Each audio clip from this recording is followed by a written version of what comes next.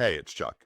If you're watching this series and something's been sitting uncomfortably in your chest, not because of what was done to you, but because of what you did to somebody else, then this one's for you. Let's dive into it.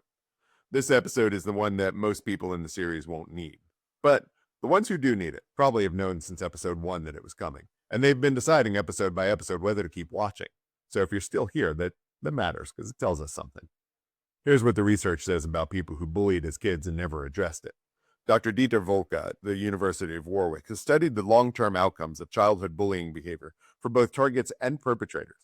What his work shows is that people who bullied consistently in childhood carry their own set of long-term consequences. Higher rates of antisocial behavior, relationship dysfunction, and in some cases, a pattern of using dominance and control in adult relationships that they never consciously examined. The behavior didn't just affect people that they targeted, but it shaped them just as much. And most of them never had a single conversation that named it directly. That conversation usually sounds internally like minimizing. Everyone did it back then. It was a different time. Kids are cruel, it's just how it was.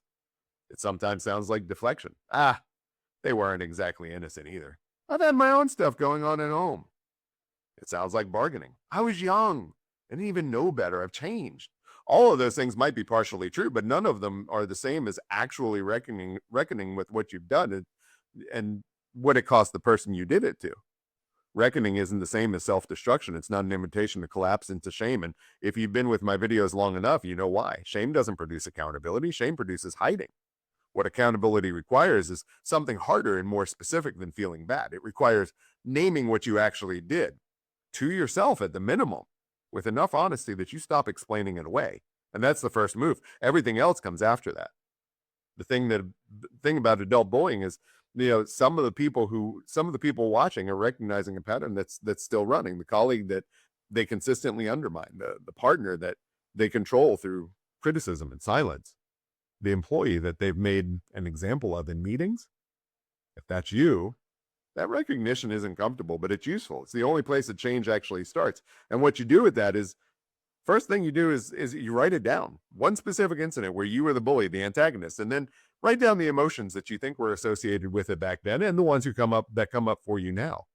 Generalized guilt produces nothing, but specific accountability produces something that you can actually work with. Step 2, get into therapy. The pattern that drives bullying behavior doesn't dissolve on its own. It needs to be examined by someone who knows what they're looking at. I'm Chuck, the bald therapist. Work on you. Take no bullshit, not even from your own inner bully. Remember that you matter, and have a gentle rest of your day.